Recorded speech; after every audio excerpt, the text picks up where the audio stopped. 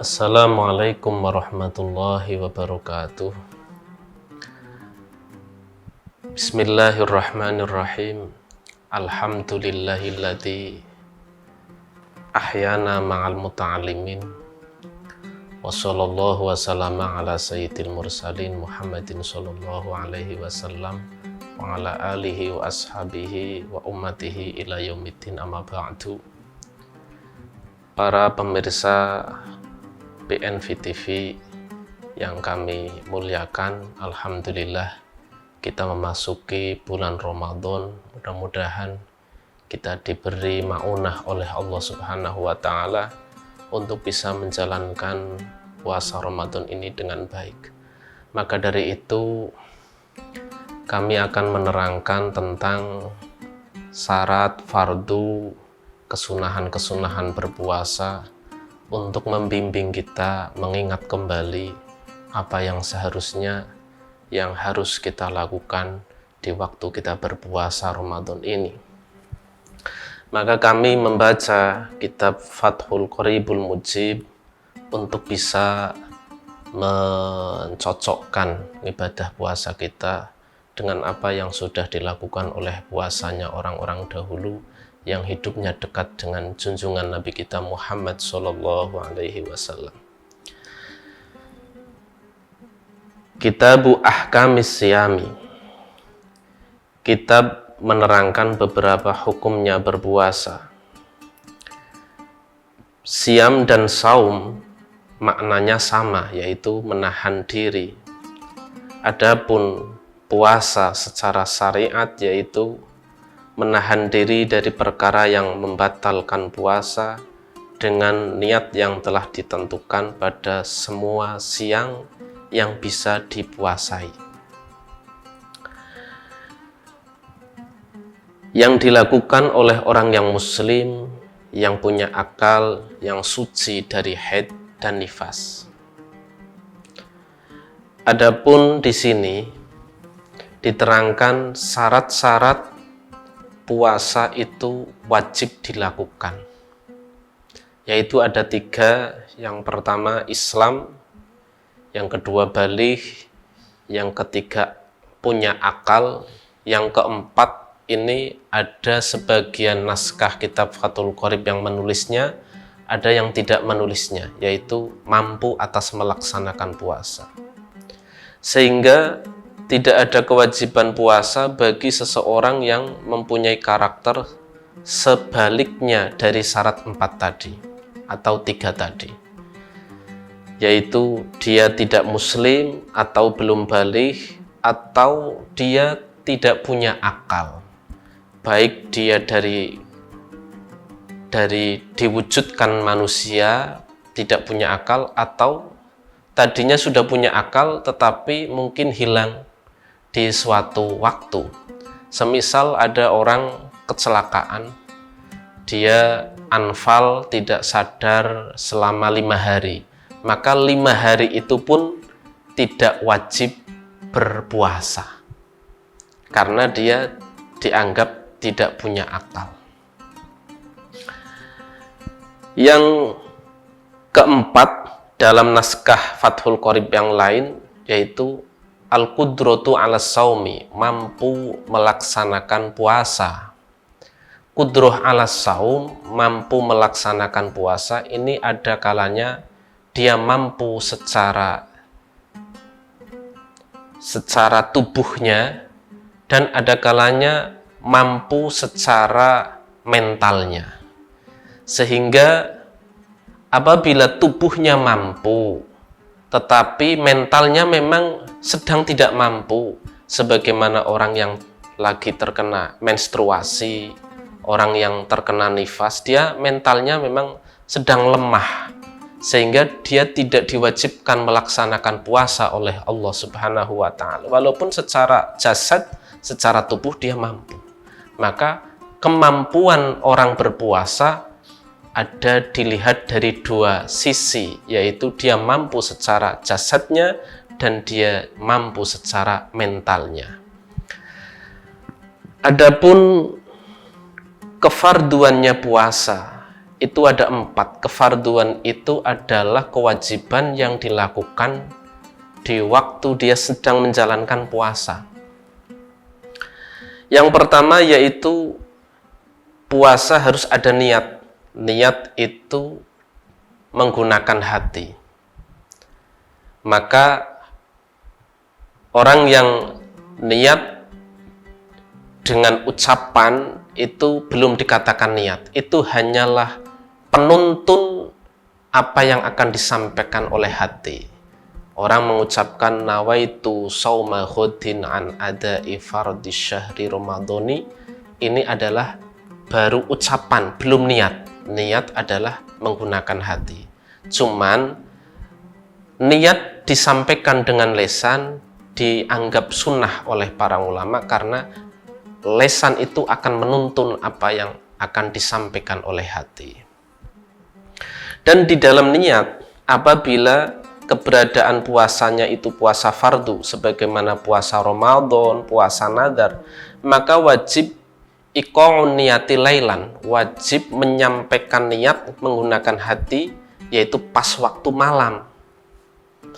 Dan apabila puasanya fardu, maka harus ada ta'yin. Ta'yin yaitu menentukan puasanya itu puasa apa. Contoh sebagaimana puasa Ramadan, maka harus ada ungkapan bahwa puasa yang saya lakukan adalah puasa Ramadan.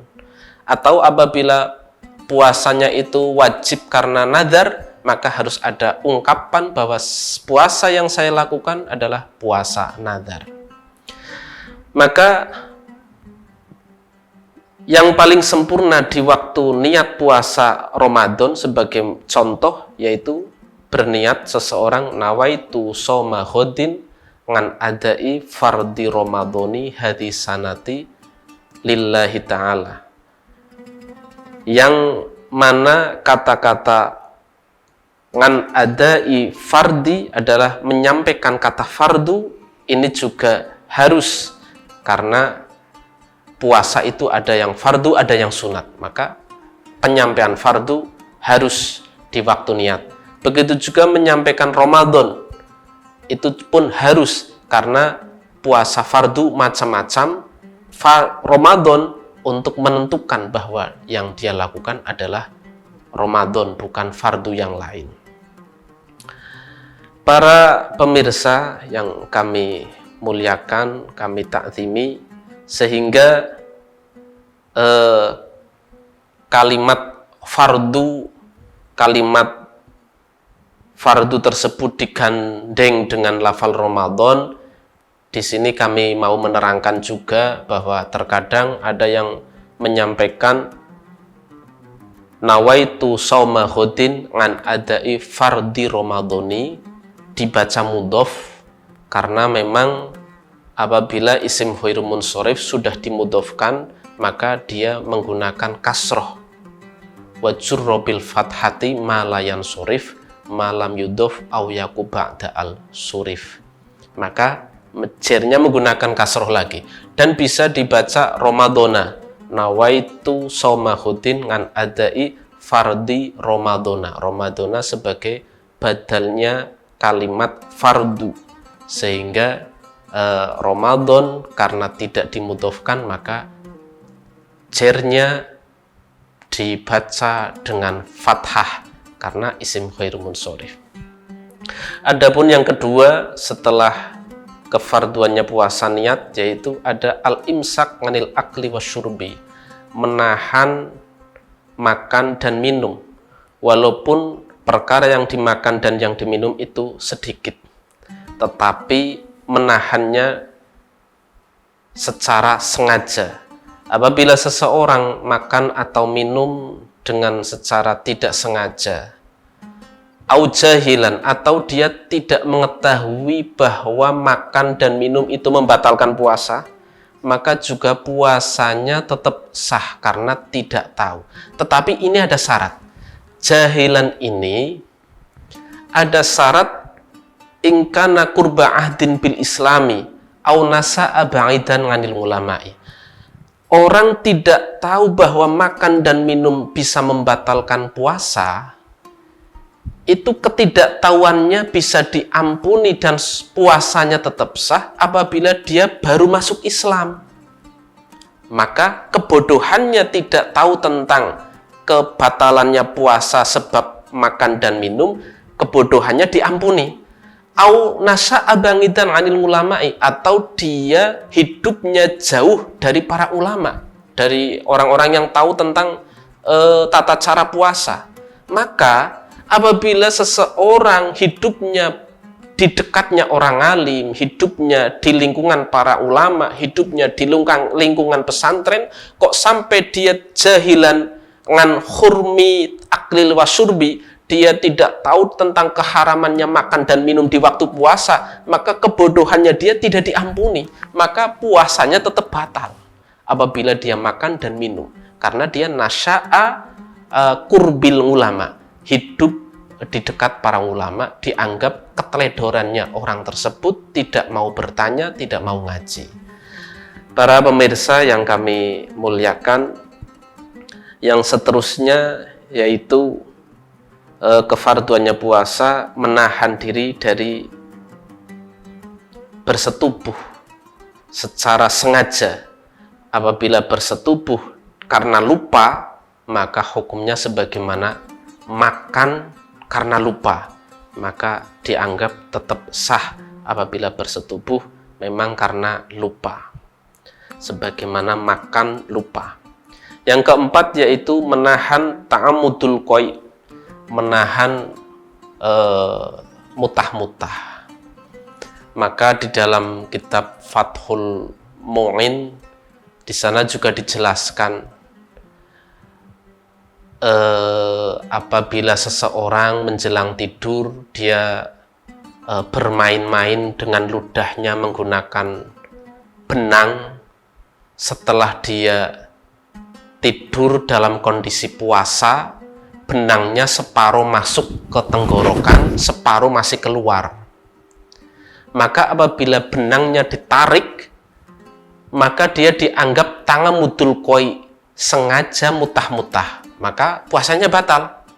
Tapi apabila benangnya ditelan sedikit, walaupun ditelan sedikit, masuk sedikit, pun dia dianggap makan di waktu puasa, maka benang itu dimasukkan batal, dikeluarkan pun batal. Itu di dalam Fathul Mu'in sampai dibahas demikian. Adapun perkara yang bisa membatalkan puasa itu ada 10 perkara. Yang pertama yaitu ma wasola amdan ilal jauf. Ini kemarin banyak sekali ditanyakan oleh warga Cilacap. Kami banyak menerima pertanyaan lewat WhatsApp kaitannya dengan suntik vaksin bagi orang yang sudah mendapatkan jatah vaksin COVID. Suntik vaksin itu membatalkan puasa apa tidak? Maka diantaranya kami jawab di sini, di WA juga sudah saya jawabi bahwa di sini perkara yang membatalkan puasa ada 10. Yang pertama, ma wasola amdan ilal jauf, sesuatu yang sampai pada jauf. Jauf itu adalah rongga, bukan maidah. Maidah adalah perut, lambung. Di sini kata-katanya ma wasola ilal jauf, sesuatu yang membatalkan puasa, yaitu ada perkara yang sampai pada rongga. Kepala berongga, tenggorokan berongga, perut berongga, dada berongga, sehingga yang membatalkan puasa yaitu sampainya sesuatu ke dalam tubuh yang berongga, semisal masuk ke kepala lewat telinga, lewat hidung, lewat mata, atau masuk ke tenggorokan baik lewat mulut. Ini rongga, perut pun rongga. Ini yang membatalkan puasa. Maka apabila suntik vaksin itu disuntikkan oleh petugas vaksinasi di pundak bahu kita, maka ini adalah tidak berongga, maka tidak bisa dinamakan wasola ilal jauf karena bukan berongga. Maka vaksin itu kami jawab tidak membatalkan puasanya orang yang sedang berpuasa, karena bahasanya di sini ma wasola amdan ilal jauf al munfatih au khairil munfatih, baik rongga itu ada jalan terbukanya atau tidak terbuka. Yang ketiga yaitu al-huknatu fi ahadis sabilaini, yaitu menyumpel obat di salah satu dua jalan depan dan belakang, maksudnya kubul dan dubur. Apabila dimasuki sesuatu, ya kalau di sini dinamakan dengan huknah, yaitu menyumpel obat di dalam salah satu kubul dan dubul, maka itu pun membatalkan puasa, walaupun obat itu untuk kesembuhannya orang yang sedang puasa tapi kondisinya lagi sakit. Yang keempat yaitu yang membatalkan lagi al-qai'u amdan, mutah-mutah dengan secara sengaja. Maka apabila dia mutah-mutah tapi tidak sengaja, lam yata'ammad lam yabtul shaumuhu, maka puasanya tidak batal karena tidak sengaja. Yang kelima yaitu bersetubuh dengan sengaja di farji. Maka orang yang berpuasa, puasanya batal karena dia bersetubuh. Apabila bersetubuhnya karena lupa, maka tetap tidak batal sebagaimana keterangan di depan. Yang keenam yaitu al-inzal, mengeluarkan sperma. Ini juga membatalkan puasa apabila mengeluarkan spermanya karena mubasyarah. Mubasyarah itu karena bersentuhan dengan tanpa bersetubuh, bersentuhan tetapi tanpa bersetubuh. Apabila keluar sperma, maka itu membatalkan puasa. Baik keluarnya sperma dengan bersentuhannya itu diharamkan sebagaimana mengeluarkan spermanya dengan tangannya sendiri, atau tidak diharamkan sebagaimana mengeluarkan sperma dengan tangannya istrinya. Ini tidak diharamkan, tetapi karena dengan tangan berarti kan bersentuhan tuh si busi itu dengan yang mengeluarkan sperma itu bersentuhan, maka membatalkan puasa. Berbeda apabila keluarnya sperma tidak secara bersentuhan, sebagaimana seseorang dia ihtilam, mimpi basah. Nah, dia di waktu mimpi dia terus basah, maka dia tidak ada persentuhan. Maka di waktu orang yang berpuasa tidur siang, kok duhur-duhur habis bangun ada mimpi basahnya, maka puasanya masih berlanjut, tidak dianggap batal puasanya. Terus yang ke-7 dan sampai ke-10 yang membatalkan puasa yaitu terkena haid, terkena nifas, terus dia gila dan murtad. Sewaktu ada sedikit pun dari kejadian haid, nifas, gila dan murtad di pertengahan puasa, maka puasanya pun batal. Di waktu puasa ini ada beberapa kesunatan yang memang puasa itu karena kewajiban pastilah secara umum banyak sekali kita menjalankan kekurangan-kekurangan yang menjadikan puasa kita itu kurang sempurna.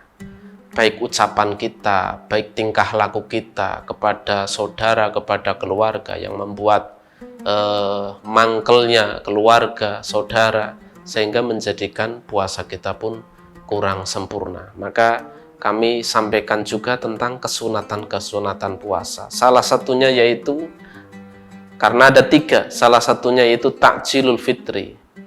Dia mempercepatkan buka. Apabila sudah nyata-nyata matahari terbenam, maka cepat-cepat buka. Maka apabila masih ragu karena mendung, ini matahari sudah terbenam apa belum, maka bukanya puasa jangan dipercepat karena masih ragu. Dan baiknya disunahkan seseorang itu memulai bukanya dengan kurma. Apabila tidak punya kurma, maka menggunakan air. Ini adalah sesuatu yang pernah dilakukan oleh Nabi kita Muhammad Shallallahu Alaihi Wasallam. Adapun yang kedua, kesunahannya di waktu kita melakukan puasa yaitu takhirus sahur, mengakhirkan sahur. Sahurnya agak diakhirkan. Selagi dia tidak terjadi dalam hatinya keraguan-raguan, ini sudah fajar apa belum fajar, ragu, sudah fajar apa belum fajar, masih ragu. Maka apabila sudah ragu, maka sahurnya jangan diakhirkan, maka sebelum ada ragu. Maka apabila di waktu imsak, kita di waktu puasa Ramadan sering mendengar imsak setelah habis sahur. Imsak itu batas kita menahan diri. Kata-kata amsaka yumsiku imsakan adalah imsak, menahan diri ngan muftirin, dari perkara yang membatalkan. Itu batas menahan diri. Maksudnya menahan diri, kita masih bisa minum, kita masih bisa makan sedikit atau meneruskan makan kita, karena itu batas menahan diri, tapi belum dianggap waktunya puasa. Waktunya puasa dimulai dari fajar sampai terbenamnya matahari. Para pemirsa yang kami ta'zimi, kami muliakan, kesunatan puasa di waktu kita menjalankan puasa. Yang seterusnya, yang ketiga, yaitu tarkul hajri, meninggalkan perkataan yang jelek. Maka di waktu puasa kita harus menahan diri dari ucapan-ucapan yang kurang baik, baik kita bertengkar dengan keluarga, dengan saudara, kita harus menahan diri. Begitu juga dari ucapan-ucapan yang jelek, sehingga di sini diterangkan fayasunus shaimu lisanahu 'anil kadhibi wal khibati. Orang yang berpuasa dia baiknya menjaga lisannya dari bohong, dari menggunjing orang lain, sebagaimana syatmi, memarah-marahi orang lain. Maka apabila ada seseorang memarah-marahi kepada kita, ini memancing si shaim, orang yang sedang berpuasa, akan terpancing marah juga. Maka di sini diterangkan baiknya wa in syatamahu ahadun falyakul marataini aw salasan inni shaimun. Maka orang yang berpuasa berucap 2 kali atau 3 kali, berucap kata-kata inni shaimun, saya sedang puasa.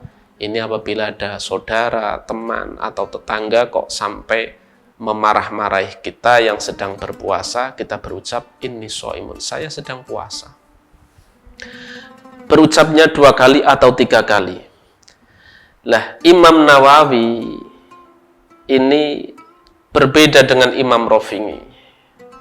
Kalau Imam Nawawi, si shaim, orang yang berpuasa, berucap inni shaimun di waktu dimarahi oleh orang, menurut Imam Nawawi dia berucap dengan lesannya.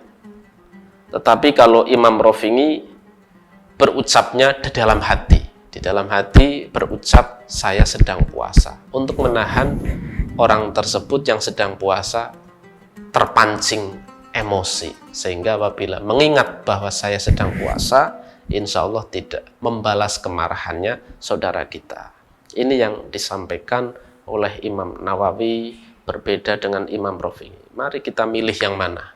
Kita memilih dengan lesan, kita berucap ini shaimun, saya sedang puasa, baik. Apabila kita tidak bisa, maka menggunakan hati kita berucap saya sedang puasa. Para pemirsa yang kami muliakan, ada puasa yang memang tidak dibolehkan, sehingga ada 5 hari yang kita tidak boleh menjalankan puasa, yaitu ada hari Idul Fitri dan Idul Adha. Maka seseorang haram berpuasa di hari Id kedua tersebut. Yang ketiga dan keempat, kelima yaitu Ayyamut Tasyrik, hari-hari tasyrik. Ini tidak diperbolehkan puasa. Adapun ada lagi puasa yang dimakruhkan secara makruh tahrim. Makruh tahrim itu makruh yang mendekati keharaman. Yaitu apabila kita mempuasai hari Syak tanpa ada sebab yang menjadikan kita mempuasai hari Syak. Kecuali apabila ada sebab, maka boleh memuasai hari Syak. Sebagaimana ada seseorang terbiasa dia puasa 1 hari, tidak puasa 1 hari, maka ketepatan pas hari puasanya dia bertepatan dengan Yaumus Syak, hari Syak. Maka boleh orang tersebut memuasai hari Syak karena ada sebab. Sebabnya sudah terbiasa puasa sunat 1 hari puasa, 1 hari tidak puasa, ketepatan pas harinya puasa bertepatan dengan hari Syak, masih boleh. Hari Syak apa? Hari Syak yaitu Yaumus Salasina min Sya'ban. Hari Syak yaitu tanggal 30 bulan Sya'ban. Tetapi hilal Ramadan di tanggal 30 Sya'ban itu lam yuro, tidak terlihat. Tidak bisa diru'yah. Hilal Ramadan tanggal 1 di malam 30 Sya'ban, hilal Ramadannya tidak terlihat. Maka itu dinamakan hari yang meragukan. Apa ini masuk tanggal 1 Ramadan, apa tanggal 30 Sya'ban? Karena meragukan demikian. Au tahaddasa an-nasu bi ru'yatihi, atau manusia saling bercerita bahwa hilal Ramadan, tanggal 1 Ramadan sudah bisa diru'yah. Manusia banyak yang bercerita, sudah masuk bulan Ramadan.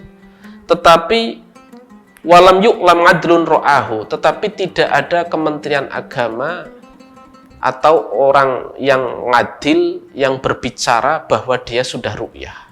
Hanya manusia secara umum mengatakan bahwa sudah masuk Ramadan, tetapi tidak ada orang yang bisa dipercaya yang mengatakan bahwa itu sudah masuk Ramadan. Maka dinamakan Syak. Atau anak-anak kecil bilang sudah ru'yah hilal. Atau orang fasik bilang ru'yah hilal. Sehingga maka hari itu dinamakan hari yang meragukan. Apa tanggal 30 Sya'ban, apa tanggal 1 Ramadan. Itu hari yang makruh secara tahrim untuk dilaksanakan puasa, kecuali apabila ada ngudhur yang menjadikan puasa Syak. Para pemirsa yang kami muliakan, sementara ada hukum lagi berkaitan dengan puasa, yaitu apabila seseorang dia bersetubuh dengan istrinya di siang-siang bulan Ramadan dengan kondisi dia sengaja bersetubuhnya di farji, bukan di yang lainnya, tetapi di farji. Apabila dia bersetubuh hanya mengeluarkan sperma, tetapi di selain alat kelaminnya istri, maka dia tidak terkena sanksi, hanyalah mengqadha puasa. Apabila orang yang bersetubuh dengan istri di farjinya, di alat kelaminnya, dia orang yang mukallaf, orang yang memang diperintahkan oleh Allah untuk menjalankan puasa Ramadan, dan dia sudah niat puasa di malam hari, maka orang tersebut dianggap dosa dengan bersetubuhnya karena dari sisi puasa Ramadannya. Maka dia wajib mengqadha dan wajib membayar kafarat. Kafaratnya yaitu memerdekakan budak perempuan yang mukmin. Apabila orang tersebut tidak menjumpai budak mukmin sebagaimana orang tersebut hidupnya di Indonesia, tidak ada budak mukmin, maka dia diwajibkan berpuasa 2 bulan terus-menerus. Apabila dia tidak mampu, maka dia harus memberi makanan pokok kepada orang 60 miskin, yang setiap orang miskin satu diberi 1 mud. Para pemirsa, ada tambahan lagi.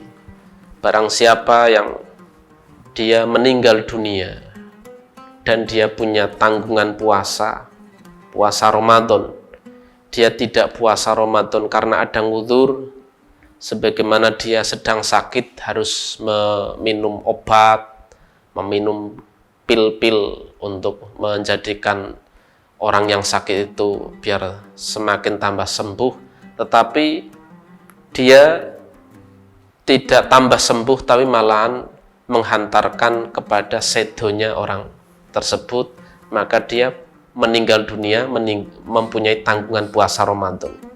Maka apabila dia tidak punya kesempatan di waktu hidupnya untuk mengqadai karena sakitnya menghantarkan dia meninggal dunia, maka dia dianggap tidak ada dosa baginya, dan orang tersebut tidak usah puasanya dibayari fidyah.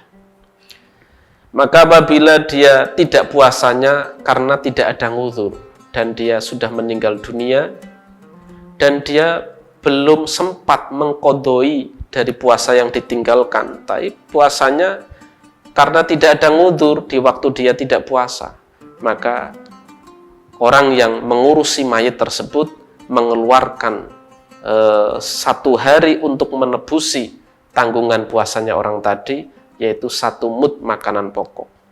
1 mud kalau dihitung dengan beras kita yaitu sekitar 8 on. Para hadirin, para pemirsa, di sini banyak sekali permasalahan puasa. Apabila kami terangkan semua, kelihatannya memang terlalu panjang.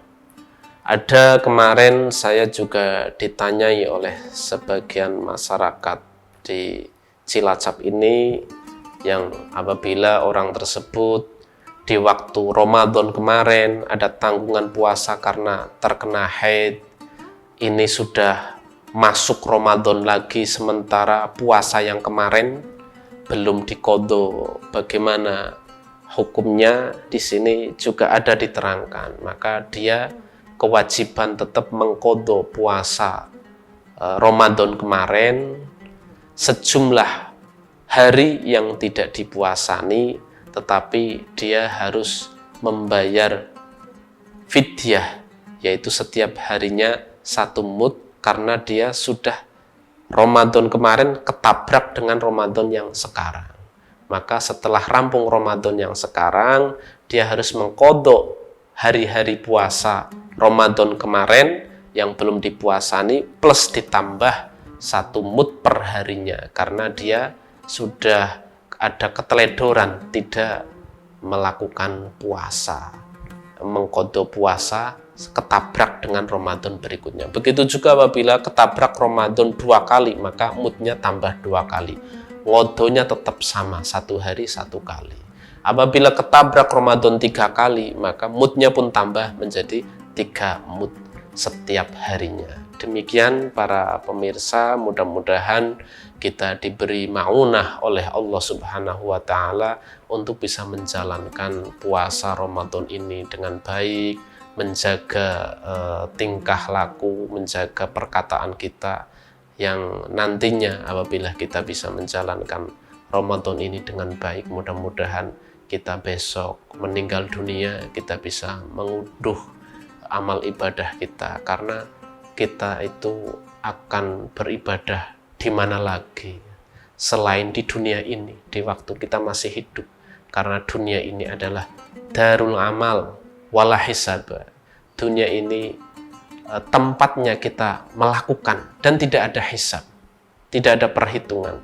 Tetapi besok apabila kita sudah meninggal adalah darul hisab wala amala, adalah tempat kita dihisab, diperhitungkan perbuatannya, dan di sana sudah tidak ada amal, tidak ada kita melakukan pengulangan kembali amal kita. Hadirin yang kami para pemirsa BNV TV yang kami muliakan, demikian perjumpaan kita di bulan Ramadan ini. Mudah-mudahan benar-benar kita diberi maunah hidayah oleh Allah untuk menjalankan puasa dengan baik, sehingga kita menjadi manusia yang benar-benar diberi rahmat oleh Allah dunia sampai akhirat. Wal afu minkum. Wassalamualaikum warahmatullahi wabarakatuh.